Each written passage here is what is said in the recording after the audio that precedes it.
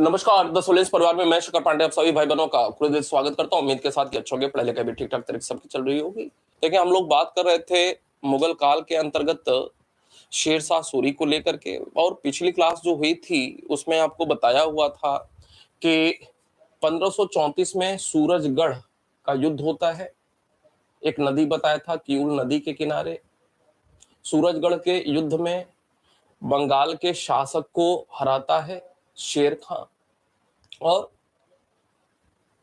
इस एक शासक को हराने से जो यह 1534 में सूरजगढ़ का युद्ध हुआ, तो यह बहुत ही एक टर्निंग पॉइंट कहा जा सकता है शेरशाह के लिए, क्योंकि इस युद्ध में बंगाल के शासक को हरा रहा है। और बंगाल के शासक को हराना अर्थात किसी एक व्यक्ति के द्वारा किसी एक शासक को हराना अपने आप में इस बात का परिचय है कि वह कोई अब साधारण व्यक्ति नहीं रह गया है जो हरा रहा है, वह भी एक शासक को हराने के बाद एक शासक का ही दर्जा उसको मिलना चाहिए। तो इसी संदर्भ में तमाम सारी किताबों में लिखा हुआ है कि इस युद्ध को जीतने के बाद शेरशाह सत्ता का सीधा दावेदार बन गया। सत्ता का सीधा, ऐसा ही शब्द प्रयोग किया गया है, सीधा दावेदार बन जाता है। कहने का मतलब है कि 1534 का वर्ष और सूरजगढ़ का युद्ध, यह शेरशाह सूरी के सपनों को उड़ान देने के लिए एक आधार का कार्य करता है। इस युद्ध को जीतने के बाद उसकी गणना अब कोई सेना या सेनापति के रूप में नहीं हो रही है, सैनिक के रूप में नहीं हो रही है, बल्कि अब वह सत्ता का सीधा दावेदार बन जाता है। अर्थात वह भी अब शासक योग्य है। शासक बनने की बस एक स्थिति ऐसी मिल जाए कि उसके पास कुछ क्षेत्र उपलब्ध हो जाए और वह शासक बन सकता है। तो एक आधार का कार्य किया सूरजगढ़ के युद्ध ने। इसी कड़ी में आपको बताया था 1537 में तेलिया गढ़ी का युद्ध होता है। तेलिया गढ़ी का युद्ध, और ये जो तेलिया गढ़ी का युद्ध हो रहा है, तो इसमें शेरशाह का जो पुत्र था इस्लाम शाह ने मुगल सेना को पराजित किया हुआ था। किसने? तो यह शेरशाह स्वयं नहीं लड़ रहा है। शेरशाह की ओर से जो पुत्र था इस्लाम शाह ने किसको हराया था? मुगल फौज को हराया था, मुगल सेना को हराया था। जबकि सूरजगढ़ के युद्ध में शेरशाह ने बंगाल को हराया था। तो हौसला काफी बढ़ता जा रहा था शेरशाह सूरी का। और इसके बाद ही 1539 का वर्ष आया, 1540 का वर्ष आया, और 1539 और 40 चौसा और कन्नौज, यह दो युद्ध रहे जो कि अब यह तय कर दिया कि अगला शासक शेरशाह सूरी ही होगा। तो 1540 तक की बात हुई थी। 10 जून 1540 का समय आता है और 10 जून 1540 को विधिवत राज्याभिषेक हो रहा है। राज्याभिषेक विधिवत तौर पे हो रहा है, एक शासक के रूप में राज्याभिषेक हो रहा है।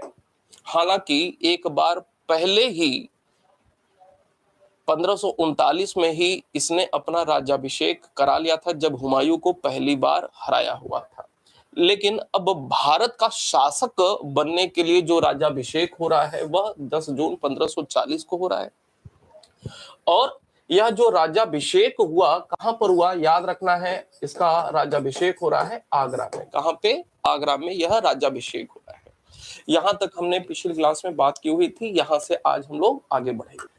चले, अगली हेडिंग हमारी है प्रमुख अभियान, शेरशाह के प्रमुख अभियान। ध्यान से देखेंगे, नोट करते चलेंगे मेरे साथ। ये जो प्रमुख अभियान में पहला जो प्रथम अभियान देखने को मिल रहा है, प्रथम अभियान, यह प्रथम अभियान हो रहा है 1540 में। और 1540 में जो प्रथम अभियान हो रहा है वह पंजाब का अभियान हो रहा है। पंजाब अर्थात लाहौर, राजधानी थी लाहौर, का अभियान हो रहा है। और इस पहले अभियान जो कि पंजाब या लाहौर का अभियान हो रहा है, इसमें किसको हराया था शेरशाह ने? तो हुमायूं का जो भाई था कामरान, कामरान को पराजित किया था शेरशाह ने। पहला अभियान किसका? शेरशाह का। किसके खिलाफ? पंजाब अर्थात लाहौर का अभियान हो रहा है। लाहौर को जीता जा रहा है। किसको हराया जा रहा है? कामरान को पराजित किया जा रहा है। इसके बाद जो दूसरा अभियान हो रहा है वह 1541 में हो रहा है। लाहौर से और आगे बढ़ जाता है। पश्चिमोत्तर क्षेत्र में किसके खिलाफ हो रहा है? तो पश्चिमोत्तर क्षेत्र में मुगल समर्थक अर्थात मुगलों के समर्थक कुछ लोग थे जिनको कहा जाता था गख्खर। जनजातीय प्रकृति के लोग थे, मुगलों को सपोर्ट करते थे। गख्खरों के विरुद्ध अभियान हुआ। पश्चिमोत्तर क्षेत्र में मुगल समर्थक गख्खरों के विरुद्ध 1541 में दूसरा महत्वपूर्ण अभियान होता है। जो गख्खर प्रमुख था उसका नाम था सुल्तान आदम। गख्खरों को हराया जाता है शेरशाह सूरी के द्वारा। पश्चिमोत्तर क्षेत्र पर अधिकार होता है शेरशाह का। इसके बाद तीसरे नंबर पे जो अभियान होता है वह 1542 में देखने को मिलता है। 1542 में 3 अभियान वैसे देखने को मिलते हैं। पहला जो अभियान हो रहा है वो बंगाल का। बंगाल में जो अभियान हो रहा है शेरशाह का, क्यों हो रहा है? तो उसके पीछे कारण यह था कि बंगाल का जो सूबेदार था उसका नाम था खिज्र खां। बंगाल का सूबेदार खिज्र खां के विद्रोह का दमन करने के उद्देश्य से यह बंगाल का अभियान किया जा रहा है शेरशाह के द्वारा।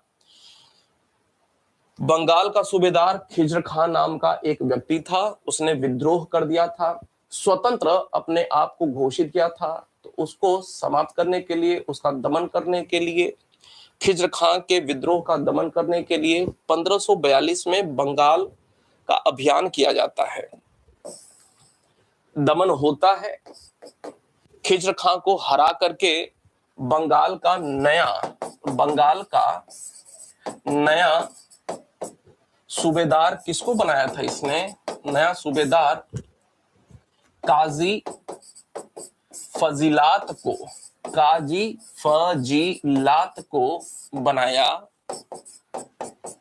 बनाया एवं इसे अर्थात काजी फजीलात को इसे अमीन ए बंगाल की उपाधि दी।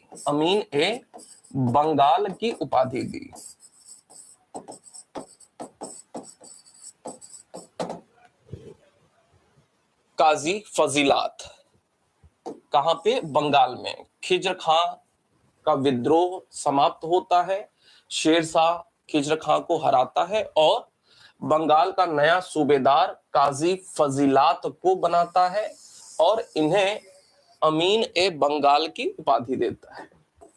1542 में ही ग्वालियर का अभियान होता है। बहुत मामूली सा यह अभियान रहा, जीत लिया जाता है ग्वालियर को। इसके बाद 1542 में ही एक तीसरा अभियान भी होता है मालवा का। मालवा का अभियान होता है। ये जो मालवा है इसकी राजधानी मांडू थी। मांडू आप निश्चित रूप से सुने होंगे, नहीं पता होगा कि मांडू है क्या। राजधानी मांडू थी और मालवा विजय करने के बाद शेर शाह ने यहां क्या किया? शेर शाह ने, बाज बहादुर का नाम सुना होगा आपने। अकबर, जब हम लोग पढ़ते हैं तो अकबर के समय भी मालवा का 1562 में अभियान किया गया था। अकबर के समय काल में 1561-62 का दौर था और मालवा के बाज बहादुर को पराजित किया जा रहा है, मनसबदार बनाया जा रहा है। तो बाज बहादुर का नाम निश्चित रूप से सुना होगा। थोड़ी सी आज उनकी पृष्ठभूमि भी देख लेते हैं। शेर शाह ने यहाँ का प्रशासक, सूबेदार जिसको बनाया, उसका नाम था शुजात खां। शुजात खां को बनाया कहां का? मालवा का।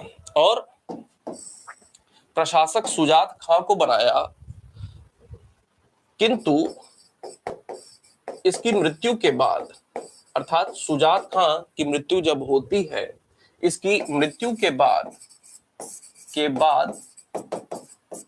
इसके पुत्र, जिसका नाम था बाज बहादुर, संगीतज्ञ था, बाज बहादुर ने अपनी स्वतंत्र सत्ता स्थापित की। स्वतंत्र सत्ता स्थापित की। बाद में, तुरंत नहीं, बाद में 1542 में बंगाल का अभियान, ग्वालियर विजय, मालवा विजय। मालवा के संदर्भ में शुजात खां को नया यहाँ का गवर्नर बनाया, प्रशासक बनाया। उसकी मृत्यु होती है बाद में, और बाज बहादुर उसका पुत्र मालवा में स्वतंत्र राज्य स्थापित करता है। आगे बात करेंगे। 1542 के बाद 1543 का वर्ष आता है। 1543 में दो अभियान देखने को मिलते हैं। एक रायसेन का अभियान। बहुत ही महत्वपूर्ण तथ्य है, आज तक न जाने क्यों किसी भी परीक्षा में यह प्रश्न नहीं पूछा गया। बहुत ही महत्वपूर्ण तथ्य है। रायसेन, यहाँ का जो राजा था वह हिंदू राजा था। यहाँ का राजा था पूरणमल। रायसेन विजय। रायसेन का जो किताबों में लिखा हुआ है कि रायसेन का चारों ओर से घेरा पड़ जाता है। स्थिति ऐसी आ जाती है कि किले से बाहर कोई निकल नहीं सकता था। तो शेरशाह के एक दूत के माध्यम से पूरणमल ने यह संदेश पहुंचवाया शेरशाह तक कि हम किले को छोड़ देंगे, अपनी हार मान लेते हैं, लेकिन हमारी एक शर्त है कि जब मैं और मेरा परिवार किले से बाहर निकले तो उन्हें सुरक्षित रास्ता दिया जाए। इस शर्त को, छोटी सी शर्त थी कि मैं और मेरा परिवार सुरक्षित रहें, सुरक्षित रास्ता दिया जाए। हम लोग अपनी हार मान लेते हैं, किले को आपके सुपुर्द कर देते हैं। एक छोटी सी बात संदेश के रूप में भिजवाई राजा पूरणमल ने। लेकिन शेरशाह के ऊपर एक दाग है इस बात का कि हामी तो भर दिया, ठीक है, आपको सुरक्षित रास्ता, पनाहगार दिया जाएगा, रास्ता दिया जाएगा। जब पूरणमल किले से अपने परिवार के साथ निकल रहा होता है, तभी धोखे से शेरशाह के आदेश पर उसके समस्त परिवार को, पूरणमल को हत्या कर दी जाती है। और एक दाग है शेरशाह की बहादुरी पर। जब शर्त में हामी भर दी गई है तो निश्चित रूप से एक शासक को उसका पालन करना चाहिए था। रायसेन विजय होती है। न सिर्फ रायसेन विजय हो रही है, बल्कि याद रखना है, महत्वपूर्ण तथ्य यह है कि इस युद्ध को जिहाद की संज्ञा दिया था शेरशाह ने। जिहाद की संज्ञा शेरशाह ने दिया था। ये तथ्य याद रखना है, बहुत ही महत्वपूर्ण तथ्य है, लेकिन आज तक किसी भी परीक्षा में नहीं पूछा गया, क्योंकि यह एकमात्र ऐसा युद्ध है जिसमें शेरशाह, जो इतना बड़ा शासक होता है, भले ही कम अवधि के लिए रहा, लेकिन जिहाद की संज्ञा सिर्फ और सिर्फ एक युद्ध में इसने दिया, रायसेन विजय के संदर्भ में। तो बहुत ही महत्वपूर्ण तथ्य है, निश्चित रूप से याद रखना चाहिए। अच्छा, एक और बात समझे कि ये शेरशाह कैसे बना। शेरशाह के विषय में हम कैसे जानते हैं कि इतना बड़ा राजा था। शेरशाह की जानकारी हमें कैसे हुई, कैसे है कि बहुत बड़ा शासक था, भले ही कम समय के लिए, लेकिन बहुत बड़ा शासक था। इसमें दो व्यक्तियों का हाथ है, याद रखना है। दो व्यक्तियों की, शेरशाह को इतना महान दर्शाने में दो व्यक्तियों की बहुत बड़ी भूमिका है। एक का नाम है अब्बास खां शेरवानी का नाम है, जिन्होंने पूरी किताब ही लिखी। तो मध्यकाल में अगर देखा जाए तो मध्यकाल में इनकी जो किताब रही, उस किताब की वजह से शेरशाह के विषय में हम बढ़िया से जान पाए। लेकिन आधुनिक काल की बात किया जाए तो इस परंपरा को और आगे बढ़ाते हैं। आधुनिक काल में एक बहुत ही महत्वपूर्ण इतिहासकार हैं, जिनका नाम है डॉक्टर कानूनगो, नाम शायद सुना होगा। इन्होंने पूरा अपना रिसर्च लिखा हुआ है शेरशाह के ऊपर। और शेरशाह को जिस रूप में आज हम जानते हैं, मानते हैं, समझते हैं कि वह बहुत बड़ा शासक था, उसकी कहीं ना कहीं सबसे बड़ी पृष्ठभूमि कानूनगो ही बनाते हैं।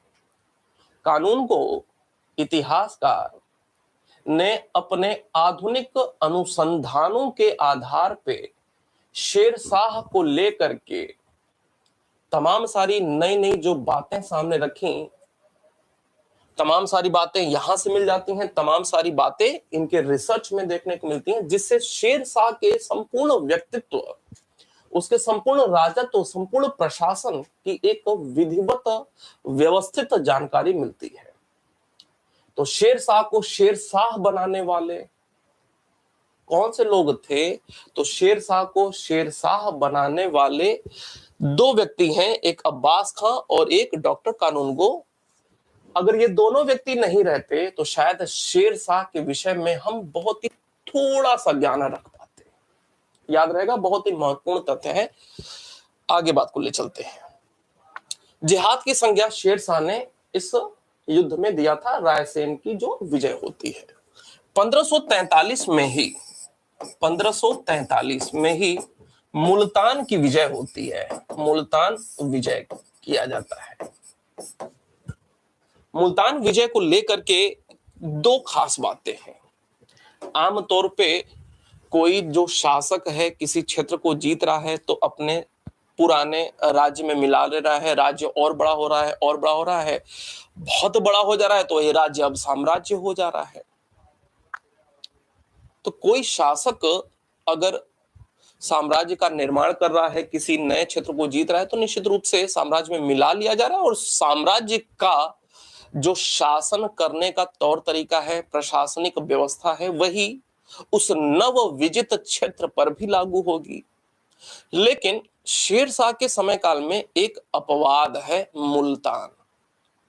मुल्तान को लेकर के दो अपवाद देखने को मिलते हैं, ध्यान में रखना है। मुल्तान विजय हो जाती है 1543 में, लेकिन दो अपवाद देखने को मिलते हैं। पहला यह कि यहां पर विजय के बाद भी यहां पर बलूची शासन व्यवस्था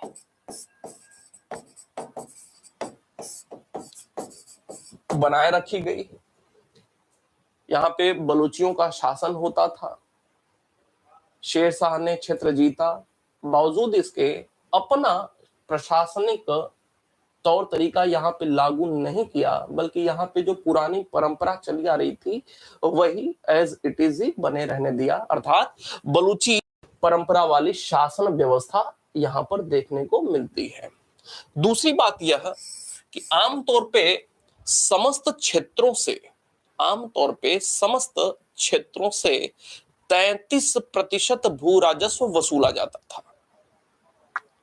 शेरशाह के भू राजस्व की अगर बात किया जाए तो शेरशाह 1/3 भाग भू राजस्व के रूप में वसूलता था। लेकिन अपवाद है यह मुल्तान कि यहां से मात्र 25% अर्थात 1/4 भू राजस्व वसूला जाता था। तो ये दो खास बातें हैं मुल्तान को लेकर के। क्लियर है बात?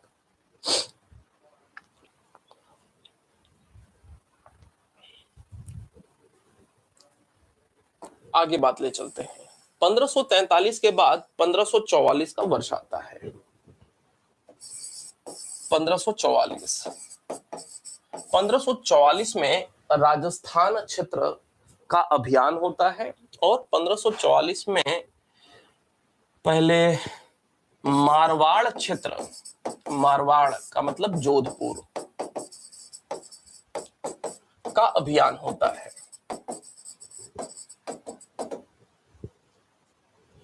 ये जो मारवाड़ का अभियान हो रहा है तो इस युद्ध को क्या कहा जाता है?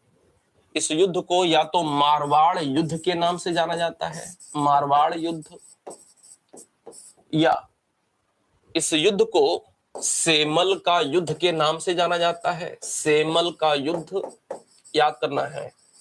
या इसी को एक और नाम से जाना जाता है, गिरी सुमेल का युद्ध के नाम से भी जाना जाता है, का युद्ध के नाम से भी जाना जाता है।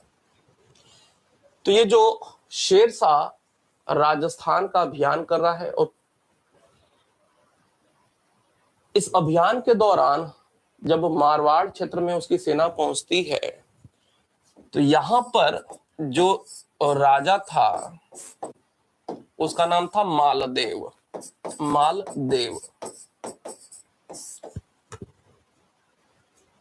मालदेव की हार हो जाती है। बहुत प्रतिरोध किया मालदेव ने, कड़ा प्रतिरोध देखने को मिलता है, अर्थात आसानी से शेरशाह को विजय नहीं मिलती है। कड़ा प्रतिरोध देखने को मिलता है मारवाड़ की सेना के द्वारा। मालदेव हार जाते हैं। इसके बाद भी अन्य लोगों के द्वारा भी अभी प्रतिरोध किया ही जा रहा है। तो शेरशाह के लिए मारवाड़ का विजय, मारवाड़ की जीत एक कड़े प्रतिरोध का सामना करने वाली रही।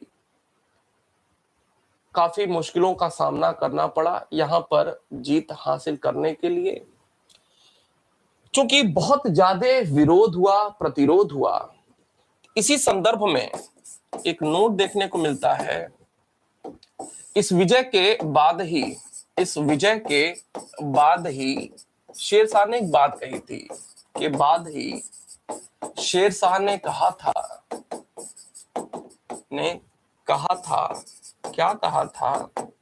कि मुट्ठी भर, राजस्थान में बाजरे की रोटी खूब चलती है, मुट्ठी भर बाजरे के लिए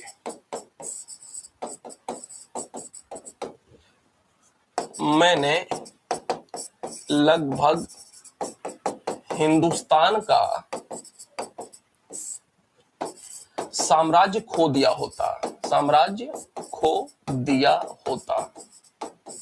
किस संदर्भ में यह बात हो रही है?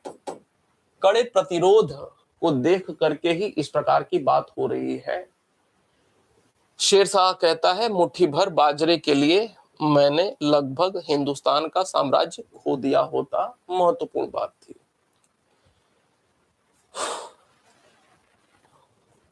पंद्रह 1544 की हम लोग बात कर रहे हैं। 1544 में मारवाड़ राजस्थान के अंतर्गत, 1544 में ही, बिल्कुल यह क्रम याद रखना है। जो महत्वपूर्ण शासक है ना, उनकी युद्ध या विजयों का क्रम निश्चित रूप से हमें याद रखना चाहिए। 1544 में ही चित्तौड़ का अभियान होता है राजस्थान के अंतर्गत, चित्तौड़ विजय होता है। यहाँ का जो राजा था उसका नाम था उदय सिंह।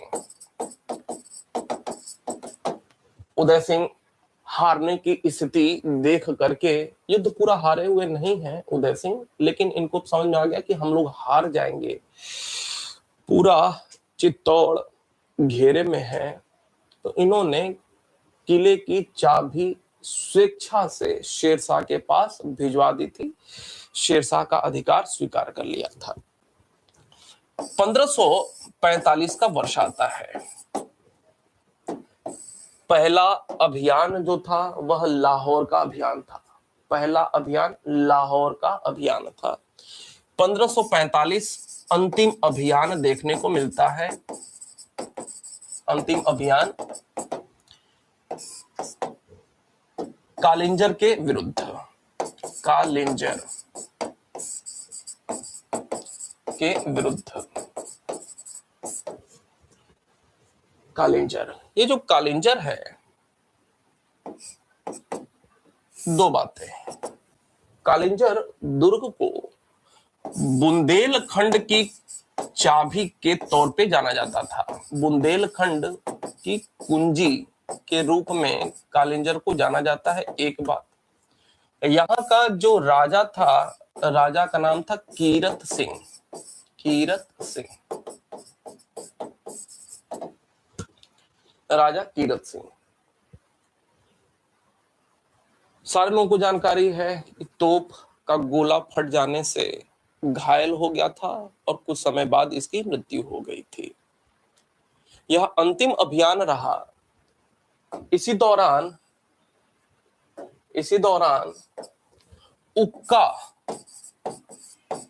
उक्का नामक तोप फटने से घायल हुआ, शेरशाह घायल हुआ, किंतु युद्ध में विजय का समाचार सुनकर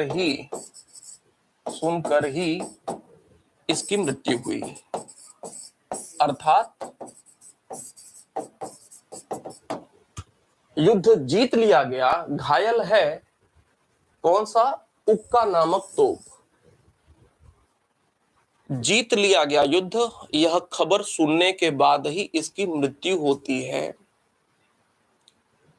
जब इसकी मृत्यु हो गई ना, युद्ध जीत चुके हैं। अब इसमें एक और महत्वपूर्ण बात है, यहाँ का राजा कौन है? कीरत सिंह। हारने वाला कौन है? कीरत सिंह।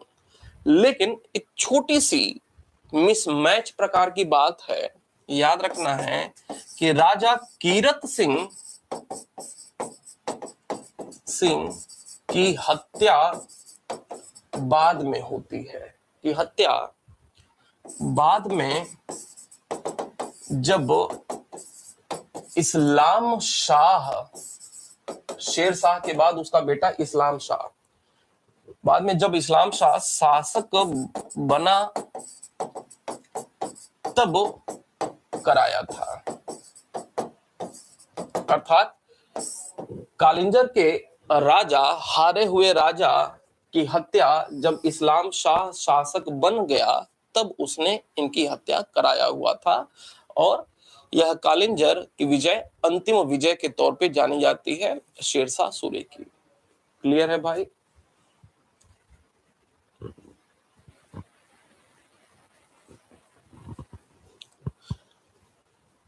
अब एक निचोड़ की बात करते हैं, ध्यान से देखेंगे।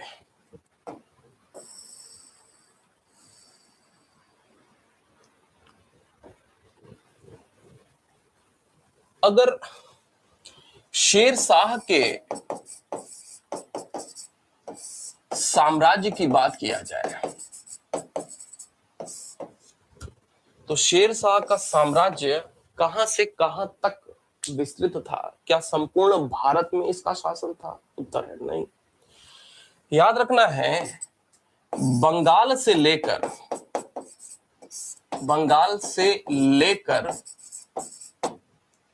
सिंध के पूर्व तक इसका विस्तार था। अर्थात ये बंगाल है, बंगाल से लेकर के ये जो सिंध का एरिया है ना, यहां तक इसका विस्तार था नॉर्थ में। ठीक है, लेकिन ये जो नॉर्थ में इसका विस्तार देखने को मिल रहा है, उसमें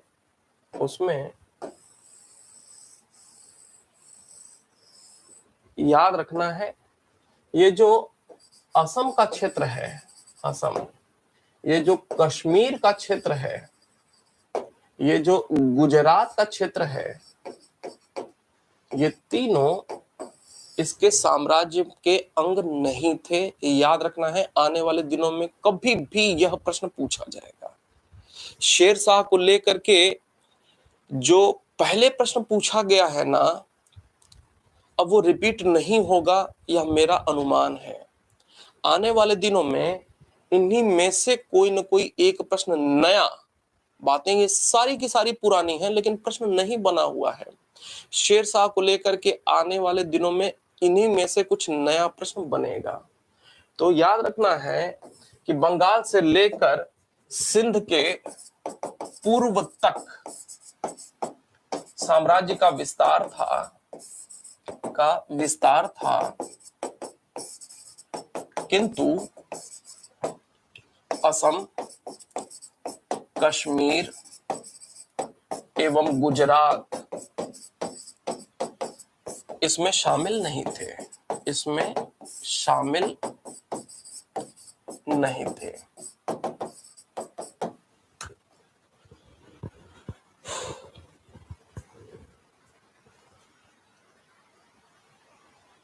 ये शेरशाह के साम्राज्य की बात हो रही है।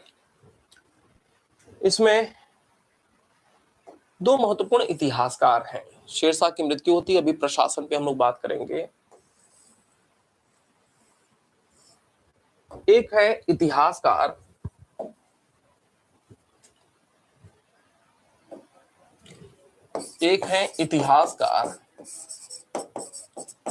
जिनका नाम है आर.पी. त्रिपाठी। इन्होंने शेरशाह को लेकर के एक बात की है। इनके अनुसार यदि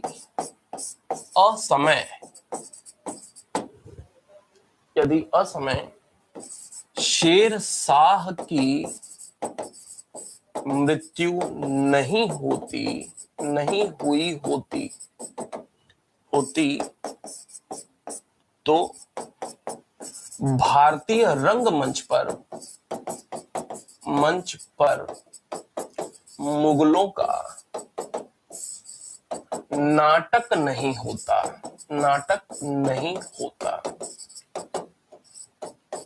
ये कौन कह रहा है? इतिहासकार आर.पी. त्रिपाठी। बहुत ही महत्वपूर्ण लाइन है इनकी, याद रहेगा।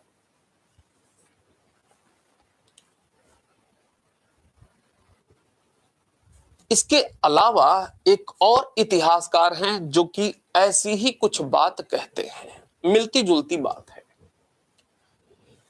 कौन है? इतिहासकार V.A. स्मिथ। इतिहासकार स्मिथ क्या कहते हैं?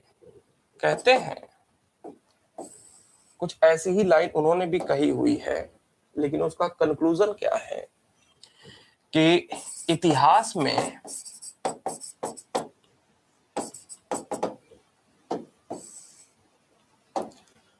महान मुगल कहां से कहां तक महान मुगल कहे जाते हैं? तो महान मुगल कहा जाता है अकबर से लेकर के औरंगजेब तक। बाबर और हुमायूं महान मुगलों की श्रेणी में नहीं आते हैं। महान मुगलों की शुरुआत अकबर से हो रही है और औरंगजेब तक चल रही है। तो कहा क्या इन्होंने, इतिहास के रंगमंच पर महान मुगलों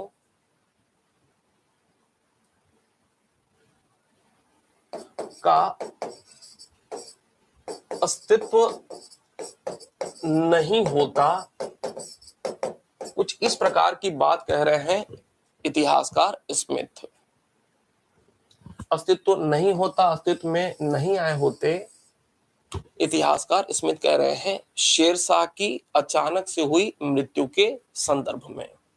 अगर शेरशाह लंबे समय तक शासक रह गया होता, लगभग 67 वर्ष की आयु में यह शासक बन रहा है, और अगर असमय इसकी मृत्यु नहीं होती तो निश्चित रूप से अगर यह लंबे समय तक शासक रह गया होता तो शायद मुगल कमबैक नहीं कर पाते। क्योंकि अगर मान लें यह 5 वर्ष का अल्पकालिक शासन है इसका, अगर यही 15 वर्ष हो गया होता तो एक ठोस आधार का निर्माण कर गया होता सूर साम्राज्य के लिए। इस 5 वर्ष के दौर में क्षेत्रों का विजय भी कर रहा है और एक प्रशासनिक व्यवस्था की नींव भी डाल रहा है। तमाम सारे सांस्कृतिक कार्य भी इसके समय काल में हो रहा है। मतलब 5 वर्ष का शासन काल, और इस 5 वर्ष में ही बहुत सारे काम इसके द्वारा कर लिए गए। अगर यह 15 वर्ष रहता, 20 वर्ष रहता तो निश्चित रूप से अकबर छोटी उम्र का है और बैरम खां में इतना दम नहीं होता कि वापसी करा पाता मुगलों को, तो निश्चित रूप से मुगल भारत से चले गए होते। तो इतिहास में कुछ चीजें बहुत ही टर्निंग पॉइंट के रूप में जानी जाती हैं। बाबर के संदर्भ में भी आपको बताया, तराइन पानीपत का युद्ध आपने देखा, शेरशाह की अचानक से मृत्यु भी भारतीय इतिहास में एक टर्निंग पॉइंट के रूप में रहा। हालांकि यह भी शुद्ध रूप से भारतीय नहीं है, लेकिन इसके पूर्वज काफी पहले ही भारत आ चुके हैं। दादा परदादा ये लोग भारत में इसके आ चुके थे। भारतीय क्षेत्र में पैदा हुआ था शेरशाह, तो है यह भारतीय ही, क्योंकि 100-150 साल पहले ही इसके पूर्वज भारत में आकर के बस चुके थे। इसके दादा हरियाणा क्षेत्र में व्यापार कार्य किया करते थे। तो निश्चित रूप से जो विदेशी बन करके बाबर और हुमायूं आए, जिनका जन्म भारत के बाहर का था, उनके वंश परंपरा में आगे कोई शायद दोबारा से मुगल सत्ता की स्थापना नहीं कर पाता अगर शेरशाह और समय तक जीवित रह गया होता। तो यह भी भारतीय इतिहास में एक टर्निंग पॉइंट के रूप में जाना जाता है, समझ रहे होंगे। अगली जो महत्वपूर्ण बात है वह है शेरशाह के प्रशासन को लेकर के। शेरशाह का प्रशासन,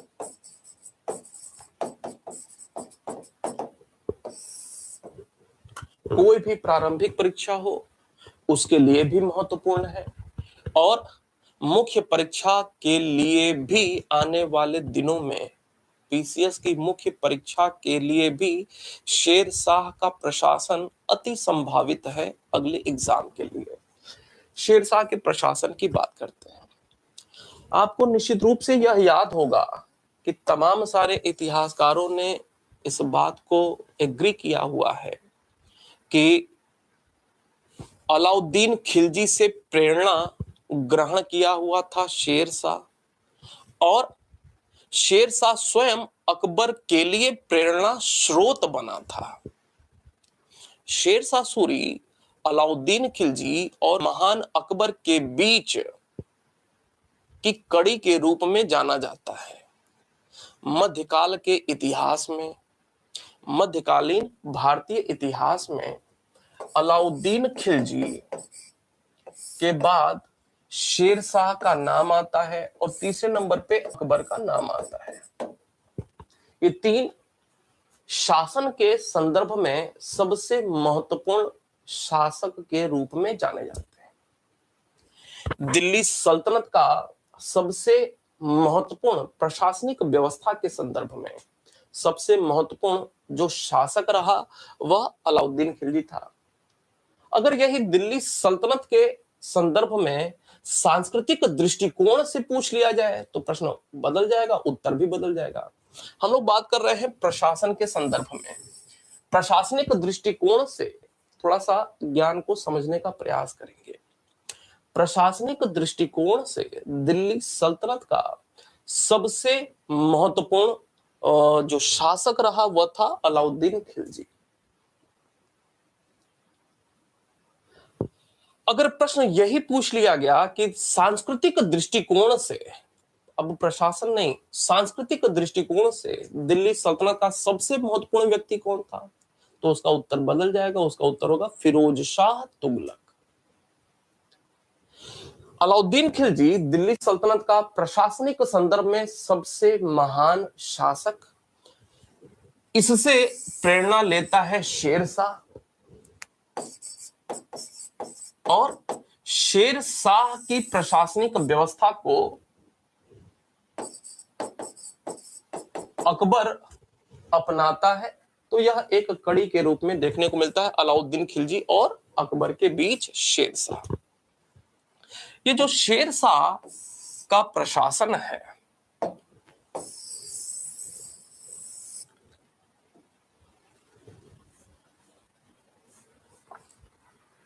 वो प्रश्न बनता है कि जो शेरशाह का प्रशासन है क्या दिल्ली सल्तनत के बाद बाबर और हुमायूं, दिल्ली सल्तनत के बाद समझिएगा दिल्ली सल्तनत, कुछ नई कॉन्सेप्ट भी समझिएगा। दिल्ली सल्तनत के बाद कौन? बाबर, बाबर के बाद हुमायूं, हुमायूं के बाद शेरशाह। दिल्ली सल्तनत के बाद बाबर सत्ता ग्रहण करता है, मुगल साम्राज्य की स्थापना होती है। लेकिन जब लोग बाबर पढ़ रहे थे तो कहीं भी नए प्रकार के प्रशासनिक व्यवस्था की बात हमने नहीं की हुई थी। क्यों भाई?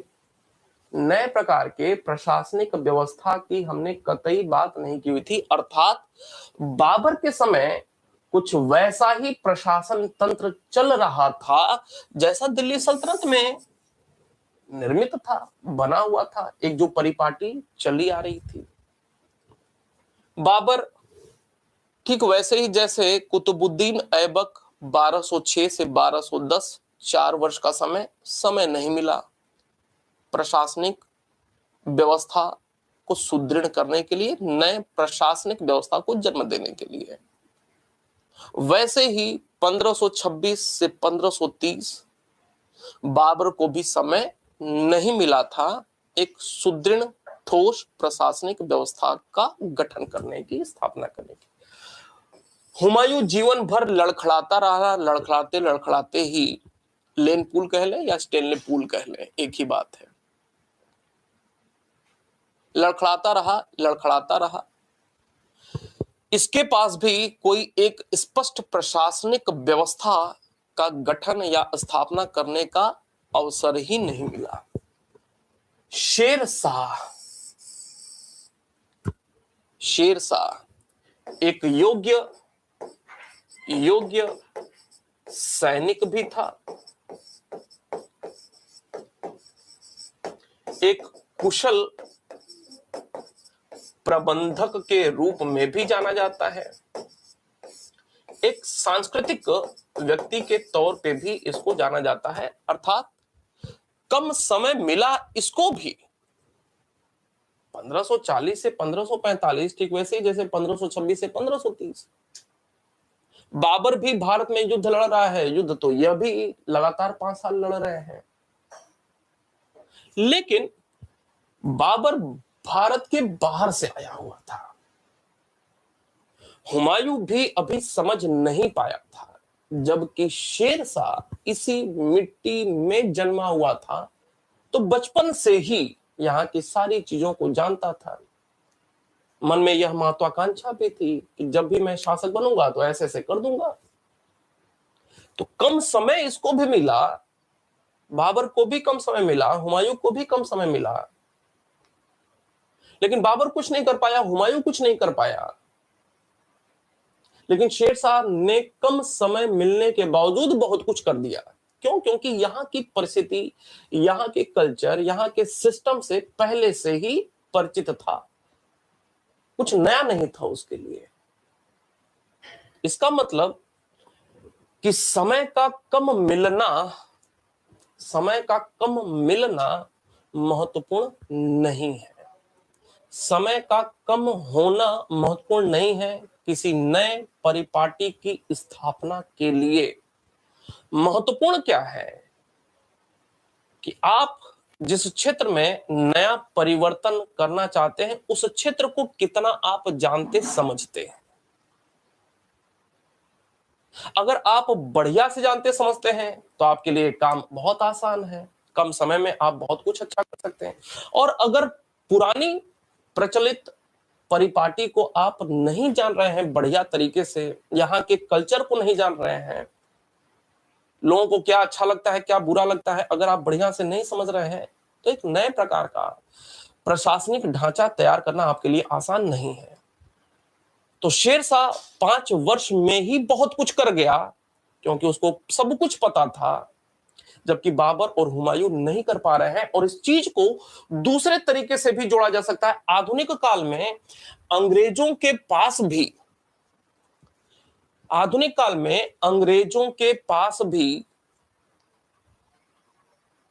1765 में फौजदारी या निजामत का अधिकार प्राप्त हो गया, दीवानी का भी अधिकार प्राप्त हो गया।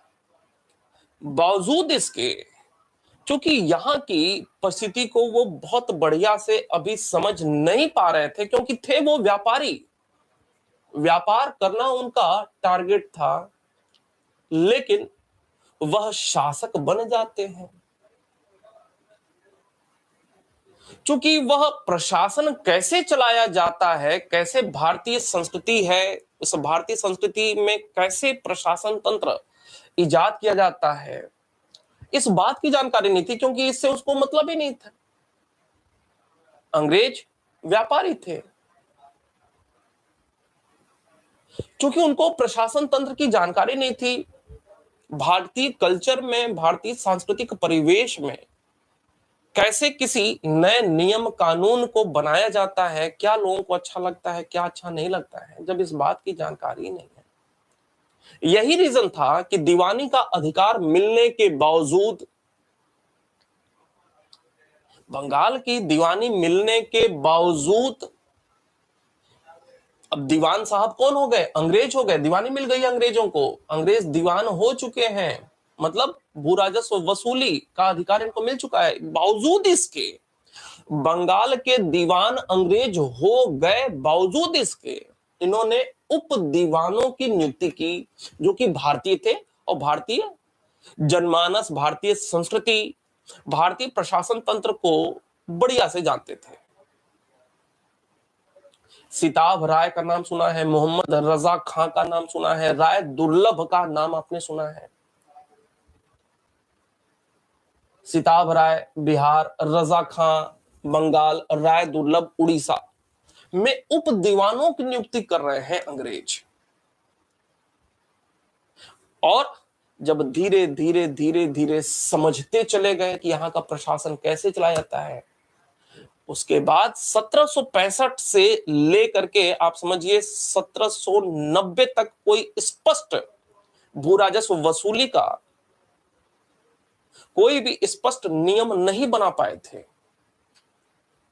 अंग्रेज 1765 में दीवानी मिल गया, इसके बावजूद 1790 में कॉर्नवालिस 10 वर्षीय शासन लागू कर रहा है और 1793 में जाकर के पहली बार क्रांतिकारी कार्य किया जा रहा है। कॉर्नवालिस के समय काल में स्थायी किया जा रहा है उस 10 वर्षीय बंदोबस्त को। 1765 से लेकर के 1793 तक कोई स्थायी परिपाटी वो डेवलप नहीं कर पाए। समझ रहे थे। कितना समय लगा? 25 वर्ष से ज्यादा समय, जबकि पूरी तरह से हावी हो चुके हैं अंग्रेज। समझ में आ रही होगी बात कि बाबर के लिए आसान क्यों नहीं था। कुतुबुद्दीन ऐबक भी अभी ताजा आया हुआ था ना, 1206 में शासक बना हुआ था, बाहर से ही तो आए थे। 4 वर्ष उसको भी समय मिला, कोई प्रशासन तंत्र स्थापित नहीं कर पाया। इल्तुतमिश को समय मिला, 26-27 वर्ष का समय मिला, 1211 से लेकर के 1236 तक बढ़िया सा डेवलपमेंट किया प्रशासन तंत्र का। वास्तविक सुल्तान के रूप में भी जाना जाता है उसको दिल्ली सल्तनत का। बाबर नहीं कर पाया, हुमायूं नहीं कर पाया, लेकिन शेरशाह कम समय के बावजूद कर पाया। क्यों? क्योंकि यहाँ की परिस्थिति से भलीभांति वह परिचित था। अब मुख्य परीक्षा में ऐसे ही जोड़ करके जब लिखेंगे ना, तो एग्जामिनर को, जिनको भी मुख्य परीक्षा देनी है, जब ऐसे ही बहुत ज्ञान की जरूरत नहीं है। अब बात को मेरे समझे, कुछ निचोड़ की बात बता रहे हैं। मुख्य परीक्षा में आप कई बार सुनते होंगे कि यार अगले का हो गया, ऑफिसर बन गया, आईएएस बन गया, पीसीएस बन गया, जबकि हम तो उसको पढ़ने वाला जानते ही नहीं थे। पढ़ता ही कहां था, कब पढ़ता था। और जो खूब पढ़ता है उसका सिलेक्शन नहीं होता है, क्योंकि वो पढ़ने में ही लगा रहता है, उसका सिलेक्शन नहीं होता है। जबकि ऑफिसर कौन से लोग बनते हैं? पीसीएस हो चाहे आईएएस हो, कौन बनते हैं? जो चिंतन करते हैं, एक दूसरे से चीजों को जोड़ करके समझने का प्रयास करते हैं। आज जो हमने अभी ये 10-15 मिनट ये सारी बातें की, निश्चित रूप से आपके दिमाग में ये पहले से बात नहीं आई होगी कि बाबर कोई स्थायी प्रशासनिक ढांचा का निर्माण नहीं कर पा रहा है, लेकिन शेरशाह कर दे रहा है। शेरशाह का प्रशासन तंत्र में नाम है। अकबर का पूर्वगामी बाबर को नहीं कहा जा रहा है, उसके ही घर के थे ना। हुमायूं को नहीं कहा जा रहा है, शेरशाह को कहा जा रहा है। बाबर भी 4 वर्ष शासन कर रहा है,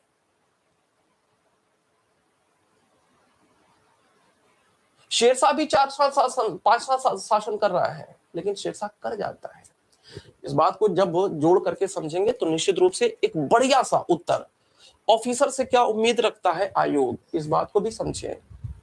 ऑफिसर का काम होता है नीति निर्माण। अपने जिले में कैसे एक व्यवस्था बनाई जा सकती है, व्यवस्था बनाना, व्यवस्था को फॉलो करना नहीं, व्यवस्था बनाना। कानून बनाने का अधिकार संसद के पास, ठीक है, कानून बनाने का अधिकार संसद के पास, विधानमंडल के पास। लेकिन जो कानून बन गया, उस कानून के हिसाब से अपने जिले में व्यवस्था बनाना अधिकारी का काम होता है, और उस व्यवस्था को फॉलो करना यह अधिकारी के नीचे के जो लोग होते हैं और जो आम जनता होती, उसके ऊपर लागू होता है। तो अधिकारी को नया व्यवस्था बनाना होता है, और नया व्यवस्था बनाने का मतलब उसका दिमाग चलना चाहिए, उसके पास अपनी खुद की बुद्धि हो, चिंतन शक्ति अच्छी हो, सोच अच्छी हो, सकारात्मक सोच हो, नयापन हो, नए नए आइडियाज निकले। तो घिसी पीटी बातें लिखने से अच्छा है कि खुद का चिंतन डेवलप होना चाहिए। और जब सोचेंगे एक घटना को दूसरे घटना से ऐसे ही जोड़ करके, तो निश्चित रूप से नंबर मुख्य परीक्षा में ज्यादा आता है। कहने का मतलब, मुख्य परीक्षा में प्रारंभिक कोई भी परीक्षा हो, चाहे टीजीटी पीएचडी हो, चाहे नेट जेआरएफ हो, चाहे पीसीएस हो, चाहे जो भी हो, प्रारंभिक स्तर की परीक्षा में रट्टाफिकेशन, मुख्य परीक्षा में एनालिसिस विथ चिंतन, नंबर वहीं से आता है। आगे बात करेंगे। तो बात हो रही थी शेरशाह के प्रशासन को लेकर के। तो आपको बताया कि शेरशाह एक कड़ी के रूप में देखने को मिलता है। किसके किसके बीच में? अलाउद्दीन खिलजी और अकबर के बीच में एक कड़ी के रूप में देखने को मिलता है। अर्थात शेर शाह का जो प्रशासन था, इसका प्रशासन कैसा था, प्रशासनिक व्यवस्था कैसी थी? इसका प्रशासन बहुत हद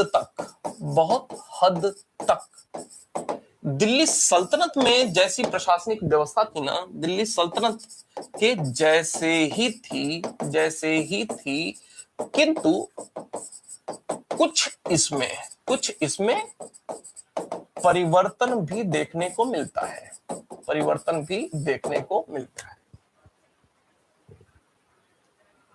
दूसरी महत्वपूर्ण बात, बहुत ही महत्वपूर्ण, मध्यकालीन इतिहास के सबसे अच्छे व्याख्याता के रूप में जिस इतिहासकार को जाना जाता है वह है डॉक्टर सतीश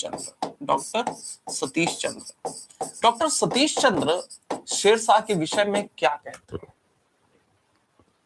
डॉक्टर सतीश चंद्र का मुगल काल के ऊपर रिसर्च है, शेरशाह के ऊपर रिसर्च नहीं है। डॉक्टर सतीश चंद्र का मुगलों के ऊपर रिसर्च है। मुगलों के संदर्भ में बहुत अच्छी, या कह लें शायद सबसे अच्छी जो जानकारी देते हैं वह सतीश चंद्र देते हैं। शेरशाह सूरी कहते हैं कि इसका प्रशासन